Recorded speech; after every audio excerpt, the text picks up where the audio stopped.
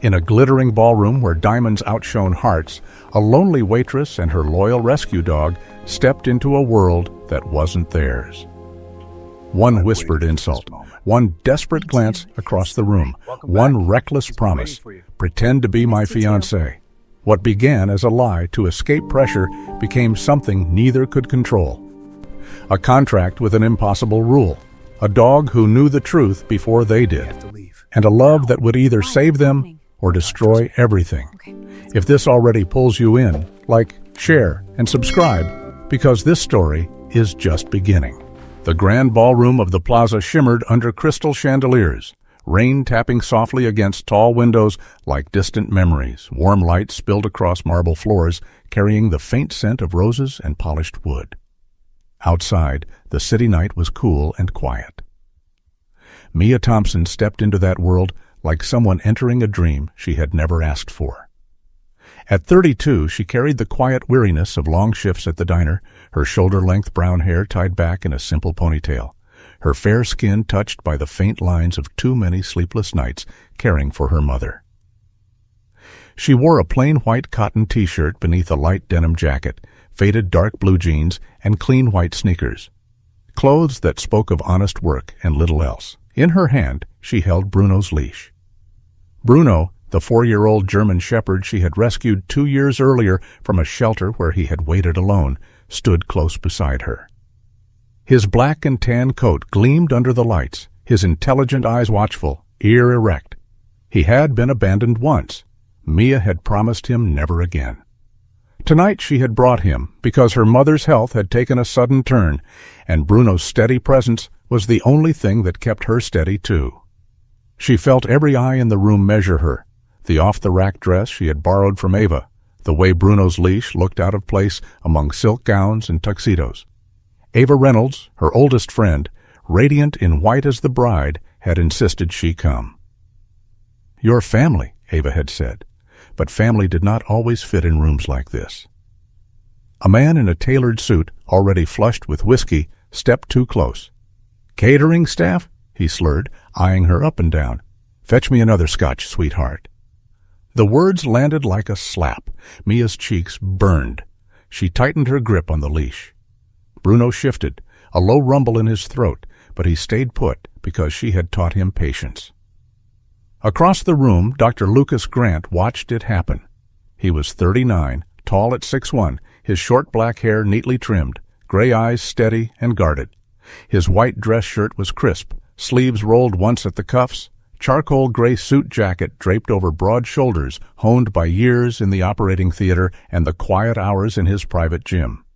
No beard, only the faintest shadow of stubble that spoke of long days and longer nights. He had come to this wedding to escape his mother's latest list of suitable matches, to breathe for a moment without the weight of expectation. Divorce had left him careful, walled off. Love, he had decided, was a variable too unpredictable for a surgeon's life. Yet when he saw the woman in the denim jacket, her back straight despite the humiliation, her hand resting on the dog's head as though drawing strength from him, something stirred. Not pity. Recognition. She looked as trapped as he felt. He crossed the floor without hurry. The crowd parted slightly. People knew his name, his reputation. He stopped beside her, ignoring the drunk entirely. His voice was low, meant only for her. "Pretend to be my fiancé," he said. Mia turned, startled. Her brown eyes met his gray ones. For a second the room faded, the music, the laughter, the sting of the insult. Bruno looked up too, tail giving a single quiet wag. Lucas extended his hand. "Play along," he murmured. "I'll make it right." She hesitated only a moment. Then she placed her hand in his. His grip was warm, firm, surgeon steady. He turned to the room with an easy smile that did not reach his eyes and introduced her as his fiancée. Whispers rippled outward. The drunk stared, mouth open. Mia felt the shift, the way eyes now looked at her with curiosity instead of disdain.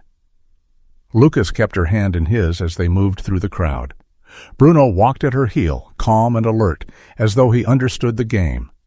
They danced once, slowly. His hand rested lightly at the small of her back, hers on his shoulder. Neither spoke much.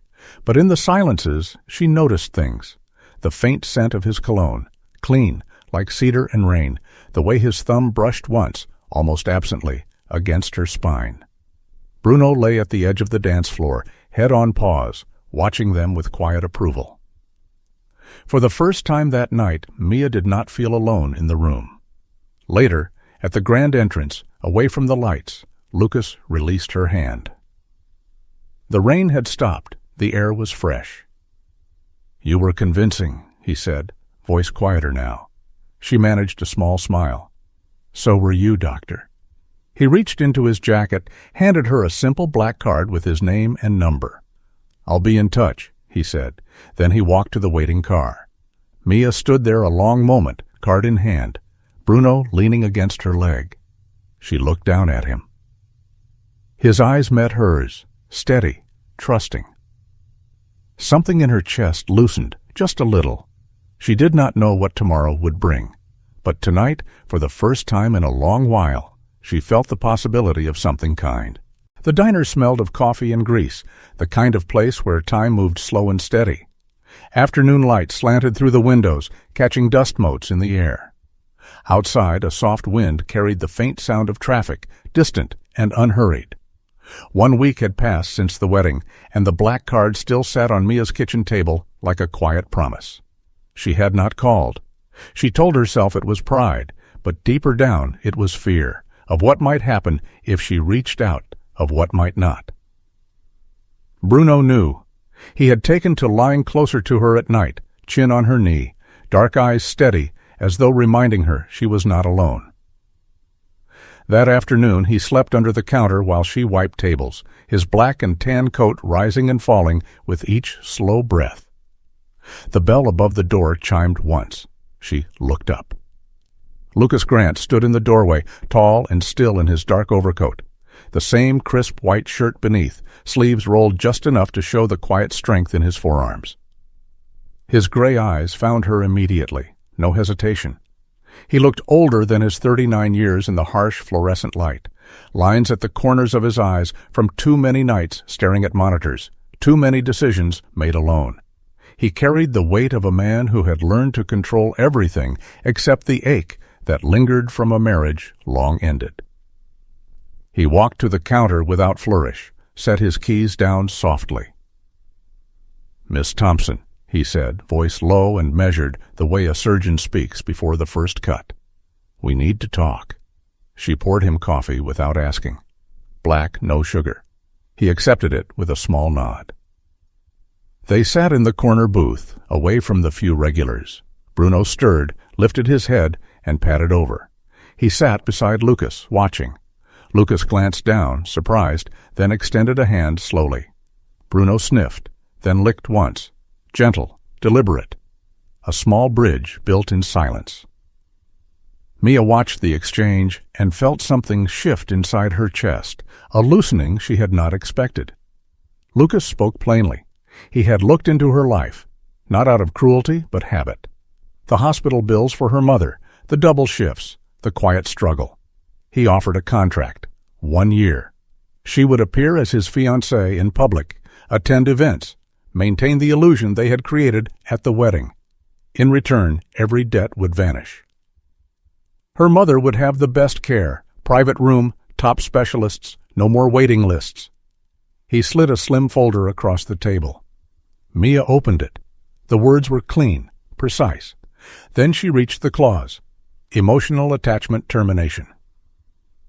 If either felt real affection, they must confess immediately. The contract would end. Benefits would cease. No exceptions. She read it twice.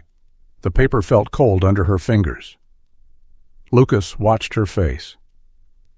"I don't deal in variables I can't control," he said quietly. "Love broke me once. I won't let it happen again." His voice carried no anger, only the flat certainty of a man who had rebuilt himself from ruin. Mia looked at Bruno. The dog had laid his head on Lucas's knee now, eyes half closed in trust. She thought of her mother's tired smile, the way the bills had stolen sleep from them both. She thought of Bruno, who had come to her broken and afraid, and how she had promised him safety. She picked up the pen. Her hand trembled once, then steadied. She signed. They left the diner together. Bruno walked between them, leash loose, tail low, but content. The drive to the penthouse was quiet. High above the city, glass walls caught the late light. Lucas showed her to the east wing, spacious, simple, a view of the river. "My quarters are west," he said. "Distance helps." He paused at the door. Bruno explored the room, sniffed corners, then returned to Mia's side. Lucas watched him. For a moment his face softened. He knelt, slow and careful, and held out a tennis ball he must have picked up from the lobby. Bruno's tail thumped once. He took the ball gently, dropped it at Lucas's feet, then waited. Lucas hesitated. Then he threw it, soft, across the room. Bruno retrieved it, brought it back, again, a third time. Lucas smiled, small, unguarded, the first real one she had seen. "He's persistent," he said. Mia nodded. "He knows what he wants." That night, alone in her new room, Mia sat on the edge of the bed. Bruno curled at her feet, warm weight against her ankle. She thought of the contract, the cold claws, the man across the hall who had built walls so high even he could not see over them anymore. She thought of the ball game, the way Lucas's hand had lingered a second longer when he scratched Bruno's ear. Something in her stirred, not hope exactly, but the faint outline of possibility. She rested her hand on Bruno's head. His breathing was steady, sure. In the quiet she whispered, "We'll be all right, boy." And for the first time in years, she believed it might be true. The penthouse stood high above the city, glass walls catching the pale winter light. Mornings were still, broken only by the soft hum of the elevator and the distant murmur of traffic far below. The air inside smelled faintly of cedar from the polished floors and the clean linen of fresh sheets. Mia moved through the east wing like a guest in someone else's house. The rooms were beautiful, high ceilings, soft gray walls, a wide window overlooking the river, but they felt empty in a way her small apartment never had. She kept to herself most days, reading by the light of a single lamp or sketching in the notebook she had brought from home. Bruno stayed close. The 4-year-old German shepherd followed her from room to room, his black and tan coat warm against her leg when she sat on the floor. Sometimes she buried her face in his neck, breathing in the familiar scent of fur and earth. He never pulled away. He simply leaned in, steady as stone, letting her hold on until the ache in her chest eased. She had rescued him once. Now he rescued her every day in small, wordless ways. They attended events together, fundraisers, hospital galas, dinners where crystal glasses clinked like distant bells. Lucas was flawless in public. His hand rested lightly on her back, his smile practiced but kind. He introduced her as his fiancée with a quiet pride that almost felt real. Mia played her part too, laughing at the right moments, touching his arm when cameras flashed. But the moments that lingered were the ones no one saw. Bruno would trot between them during quiet breaks, tail wagging, dropping a toy at Lucas's feet. Once at a rooftop reception, Bruno chased a stray leaf across the terrace. Lucas laughed, low, surprised, and bent to scratch the dog's ears. Mia watched from the railing. For a second the city lights blurred behind them, and the three of them stood in a small circle of warmth. She felt something stir inside her. Not love yet, but the memory of what it might feel like to belong. Then the fever came. It started as a scratch in her throat, a heaviness in her limbs she blamed on exhaustion. By evening she could barely stand. Bruno knew before she did. He pressed against her legs, whining softly, refusing to leave her side. She tried to wave him off, but he stayed. Lucas found her in the living room, curled on the sofa, cheeks flushed. He knelt beside her without a word. His hand pressed to her forehead, cool, steady. "You're burning," he said. No judgment, only fact. He canceled his surgeries for the next day. The man who never missed a procedure walked away from the operating theater without hesitation. He moved her to bed, brought cool cloths, measured medicine with careful hands. Bruno lay at the foot of the mattress, eyes never leaving her face. When the fever spiked in the night, Bruno barked once, sharp, urgent, Lucas came running. He sat on the edge of the bed, wiping sweat from her brow. His fingers brushed her hair back, gentle in a way that surprised them both. Then he reached down and rested his other hand on Bruno's head. The dog sighed, leaning into the touch. In that quiet room, lit only by the bedside lamp, Lucas felt the walls he had built begin to crack. Not all at once, just a hairline fracture. He looked at Mia's flushed face, at Bruno's trusting eyes, and something inside him shifted, something he had buried long ago. He stayed until dawn, watching them both breathe. Morning light filtered through the curtains, soft and forgiving. Mia stirred, fever broken. Lucas was still there, sleeves rolled up, coffee cold in his hand. He met her eyes.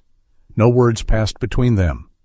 But in the silence she saw it, the flicker of something unguarded in his gray gaze. Bruno lifted his head, tail thumping once against the floor. Mia reached out, fingers brushing Lucas's wrist. He did not pull away. In that small touch, in the steady rhythm of Bruno's breathing, she felt the first real thread of trust weave itself between them. Not a promise spoken aloud, just a quiet knowing. They would be all right, not because the contract said so, but because something deeper had begun to stir. The ancient city of Florence breathed under a Tuscan moon, cobblestones still warm from the day's sun. Lanterns flickered along narrow alleys, casting long shadows on faded ochre walls. The air carried the scent of jasmine and distant wood smoke, soft and unhurried. They had come for the neurosurgery symposium, Lucas to speak, Mia to stand beside him as the devoted fiancée. Bruno traveled in the hold, then walked beside them through the airport like family.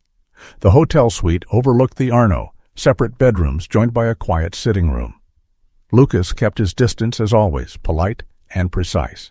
But Florence had other plans. The hospital's media team wanted romantic photos for the newsletter.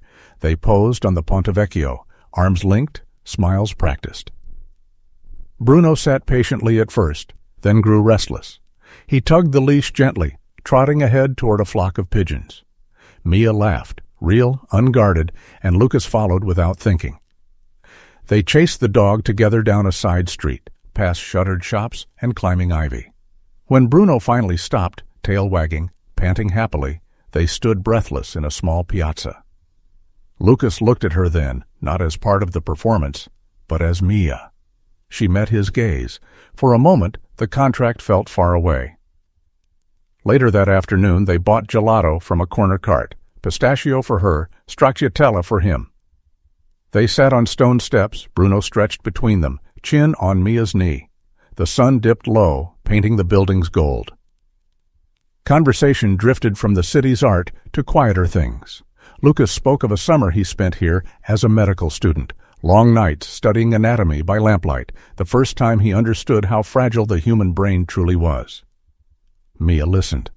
Then she told him about the shelter where she found Bruno, how he had been thin, ribs showing, eyes wary of every hand. She had sat with him for hours until he finally ate from her palm.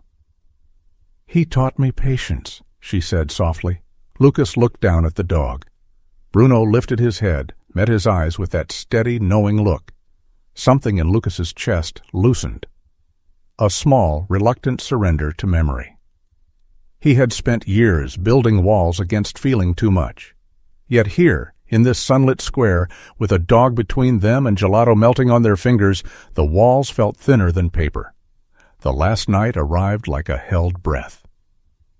After the formal dinner, they walked back through winding streets instead of taking a cab. Bruno trotted ahead, leash loose. The air was warm, scented with night-blooming flowers. They turned into a hidden piazza, where a lone violinist played under gas lamps. Couples stood listening, wrapped in each other. The melody rose, slow, aching, full of longing. Mia stopped. Lucas stopped beside her. Bruno circled back, sat between them, ears pricked. The music swelled. Moonlight silvered the stones. Lucas turned to her. His gray eyes held no calculation now, only quiet recognition. He saw her, not the woman from the contract, but Mia, the one who had taught a frightened dog to trust again. She saw him too, the surgeon who had once held lives in his hands but had forgotten how to hold his own heart. He stepped closer. She did not move away. Their faces were inches apart. The violins sang on. Bruno whined softly, tail thumping once against the ground. Then Bruno darted forward, chasing a single white pigeon that fluttered from a ledge. He disappeared around the corner in a flash of black and tan fur. Panic flared in Mia's chest. "Bruno!" She ran after him. Lucas followed without a word. They found him moments later, safe in the middle of the empty street, tail wagging as though nothing had happened. Mia dropped to her knees, arms around his neck, breathing hard. Lucas knelt beside her. His hand rested on Bruno's back, then moved to Mia's shoulder, steady, anchoring. She looked up. Their faces were close again. The moonlight caught in his eyes. For one heartbeat, the claws did not exist. He leaned in. She closed her eyes. They pulled back at the same instant, as though the music itself had reminded them. Fear flashed between them, sharp and cold. The contract, the termination, the end of everything her mother needed. Lucas stood first, offering his hand. She took it. They walked back to the hotel in silence, Bruno between them, leash taut now. At the door to her room, Lucas paused. "Good night, Mia," he said, voice rough, almost broken. She nodded, unable to speak. Inside, she sat on the bed. Bruno climbed up beside her, head in her lap. She stroked his ears, feeling the steady rise and fall of his breathing. Tears came then, quiet, unhurried, not from sorrow alone, but from the ache of something beautiful almost touched, and the terror of losing it before it could be named. She looked toward the west wing, where Lucas would be staring at the ceiling, wrestling with the same quiet storm. Bruno licked her hand once, warm and sure. In that small gesture, she found a fragile certainty. Whatever came next, they would face it together, not because of any paper, but because a dog who had once been abandoned had taught them both what loyalty could mean. She whispered into the dark, "We're not done yet, boy." And somewhere in the silence, she believed it. Rain fell hard on the city that night, sheets of water drumming against the penthouse windows like unanswered questions. The lights of Manhattan blurred through the glass, turning the room into a quiet aquarium of gold and shadow. Inside, the air was thick with the scent of whiskey, and old wounds reopened. The article appeared online just after midnight, Isabella Voss's memoir excerpt, sharp as a scalpel. She painted Lucas as cold, unfeeling, a man who saved lives in the operating room but starved hearts at home. The words were cruel, twisted memories into weapons. Lucas sat alone in his study, the screen's glow carving lines deeper into his face. At 39, he had learned to endure many things, long surgeries, silent divorces, but this cut differently. He poured another glass, the amber liquid trembling in his hand. His gray eyes stared at nothing. The man who had once held human brains steady now felt his own mind slipping. He had built every wall to prevent this exact pain. Yet here it was again, louder than before. Mia found him there at 2 a.m. She stood in the doorway, barefoot, white t-shirt loose over her shoulders, hair down and tangled from sleep. Bruno padded in beside her, ears pricked, sensing the shift in the air. He went straight to Lucas, pressed his black and tan head against the man's knee. Lucas did not move at first. Then he set the glass down, fingers brushing Bruno's fur, slow, almost reluctant. Mia stepped closer. "I read it," she said quietly. "It's not true." Her voice carried no anger, only a steady certainty that surprised even her. Lucas looked up. His eyes were raw, unguarded for the first time. "Isn't it?" he asked. "A man who writes clauses to keep love out. Sounds about right." She knelt beside him. Bruno lay between them, a warm bridge. Mia spoke of the man she had seen, the one who canceled surgeries to sit by her bedside, who laughed when Bruno brought him a tennis ball, who looked at Florence's moon with something like wonder. "That's not the man she describes," she said. "That's not you." Lucas closed his eyes. A tremor ran through him. Not from cold, but from the weight of being seen. He had spent years convincing himself he was unlovable, unbreakable. Now the lie cracked open. Bruno whined softly, nudging his hand. Lucas scratched behind the dog's ears, the motion automatic, tender. Mia watched. In that small gesture, she saw the boy he might have been before the walls went up. The argument came later, voices low but fierce. Lucas stood, pacing. "You don't understand," he said. "I can't." He stopped. Bruno rose, suddenly, ears forward, a low growl building in his throat. Through the rain-streaked window, a flash, someone outside with a camera, lens glinting. Paparazzi, drawn by the scandal. Bruno barked once, sharp, protective. Then he bolted, door ajar from Mia's entrance, straight toward the glass. He hit the balcony railing, slipped on wet stone, and tumbled down the short exterior steps to the street below. A sickening thud. Mia cried out. Lucas was already moving, coat forgotten, shoes untied, down the emergency stairs, rain soaking him in seconds. He found Bruno on the sidewalk, leg twisted, whimpering, but alive. Mia arrived moments later, rain plastering her hair to her face, tears mixing with water. She dropped beside them, hands shaking as she stroked Bruno's head. "My boy," she whispered, "my brave boy." Lucas lifted the dog gently, cradling him against his chest. Bruno licked his chin once, weak but trusting. They drove to the 24-hour vet in silence, rain hammering the roof. The doctor said it was a sprain, nothing broken. Bandage, rest, painkillers. Lucas paid without question. Back in the penthouse, dawn graying the sky, they settled Bruno on a blanket by the fire. Mia sat on the floor, head against the dog's side. Lucas knelt opposite her. Their eyes met over Bruno's sleeping form. No words at first.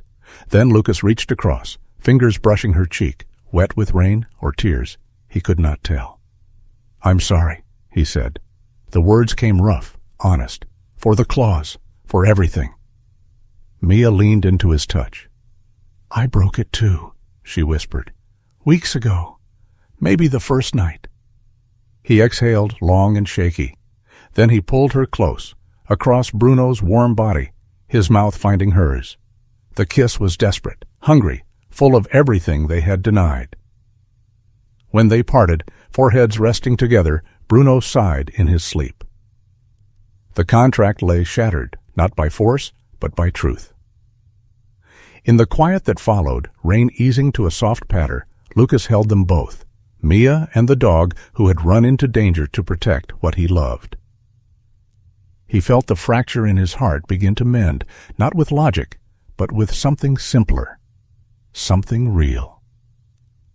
Mia rested her hand on Bruno's bandaged leg. The dog's breathing was steady now, sure. She looked at Lucas. He looked back. No promises spoken.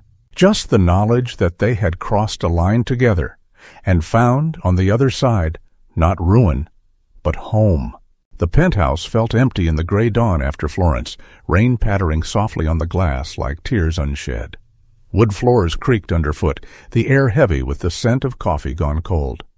Below, the city stirred slowly, unaware of the hearts it held in quiet turmoil. Mia left that morning with Bruno at her side. She packed lightly, a small bag, the sketchbook from Florence, Bruno's leash. At 32, she had learned to walk away when staying hurt too much. Her brown eyes were steady but tired, white t-shirt rumpled from sleepless hours, denim jacket slung over her shoulder. The kiss had shattered everything, the claws, the pretense, the fragile trust. She needed space to breathe, to think. Bruno sensed it. He stayed close, tail low, black and tan coat, brushing her leg with every step. He looked back once at the door, as though waiting for Lucas to call them home. In the elevator's hum, she remembered the piazza, the violin, the nearness, the pull back. Her heart ached not from betrayal, but from the beauty of what almost was. She had signed for her mother's sake. Now she left for her own. The rain outside welcomed her like an old friend, cool on her skin. Lucas watched from the window as the cab pulled away. High above, the penthouse turned hollow, glass walls reflecting his solitude back at him. At 39, he felt the weight of every choice. Sleeves rolled on his white shirt, gray eyes shadowed by regret. No beard still, but the stubble felt rougher now, a reminder of nights without sleep. He had written the clause to protect himself. Now it mocked him. The kiss replayed in his mind, desperate, true, a confession he could not take back. Pain bloomed in his chest, sharp as the scalpel he wielded. He remembered Bruno's steady gaze, the way the dog had bridged their silences. Alone now, he knelt on the wooden floor where Bruno had slept, hand pressing the spot still warm. Something broke inside him, not the surgeon's control, but the illusion that control could save him from feeling. He thought of his father, gone too soon, teaching him strength but not softness. Tears came then, quiet and unbidden. He whispered into the empty room, "What have I done?" Vivian Grant came that afternoon, summoned by her son's rare call. At 67, she moved with the grace of old money, silver hair pinned neatly, pearl necklace resting against her silk blouse, black culottes swaying softly. Her voice was firm but kind, carrying the wisdom of years lived fully. She found him in the study, whiskey untouched. "You look like a man who's lost more than he knew he had," she said. Lucas told her everything, the contract, the clause, the kiss, Mia's departure. Vivian listened without judgment, her blue eyes steady, seeing the boy beneath the man's armor. "You built rules to hide from pain," she said gently. "But love doesn't follow rules, son. It breaks them, and us, to make us whole." She patted his hand, her touch warm. In her words, he heard echoes of his father's quiet lessons. Forgiveness, not as weakness, but strength. She left him with a simple truth. Go find her, before it's too late. Alone again, Lucas felt the shift, regret turning to resolve. He remembered Bruno's loyalty, Mia's gentle faith. He picked up the phone, called the shelter where she had found the dog. "I'd like to help," he said. A small step toward mending. Weeks passed in quiet ache. Mia returned to her old apartment, Bruno her constant shadow. The debts were gone. Her mother smiled more, but the space felt small now, echoing with absence. One evening, Lucas appeared at the diner door, rain dripping from his coat. He looked humbled, stubble thicker, eyes softer with unspoken sorrow. He offered a plain ticket, open-ended, to anywhere, and assurance for her mother's care forever. "You're free," he said, "no strings." Mia looked at him, then at Bruno, who wagged his tail once. She tore the ticket gently. "My world is here," she whispered. They returned to the penthouse together. Months later, on the rooftop where it began, Lucas knelt, ring simple, diamond-catching starlight. Bruno stood beside, flower collar white against his fur. "Marry me," Lucas said. "For real." Mia said yes. 1 year on, the wedding was small, warm, friends, family, sunlight filtering through garden leaves. Bruno led Mia's mother down the aisle, now strong, laughing softly. Vivian sat proud, tears in her eyes. Vows were spoken under blooming arches, Bruno at their feet. Later, Lucas gifted a puppy from the shelter, small, trembling, eyes full of trust. "We'll care for him together," he said. On a napkin, they wrote their final clause, to break the old rules with love every day, beside Bruno. The rain had long stopped. Sunlight warmed them all. In that golden light, as Bruno lay content between them, Lucas felt the last of his walls dissolve, not with force, but with the gentle persistence of time and tenderness. Mia rested her head on his shoulder. They had parted once, but returned, not to pretend, but to live. And in Bruno's quiet gaze, they saw the truth. Love was not a variable to control, but a gift to cherish. A promise kept. As the credits fade and the music softens, remember this. Life, like Mia and Lucas's story, often begins in loneliness, especially in these later years when the house grows quiet, old friends drift away, and illness whispers through aching joints and empty rooms. You are not forgotten. Your heart still matters. Reach out to a neighbor, a grandchild, a church group, or even a shelter dog waiting for someone just like you. Share your story in the comments below. Someone needs to hear it today. Hit subscribe, share this video with someone who feels alone, and may the Lord wrap you in His peace, heal your body, and fill your days with gentle love. You are loved right now and always. God bless you.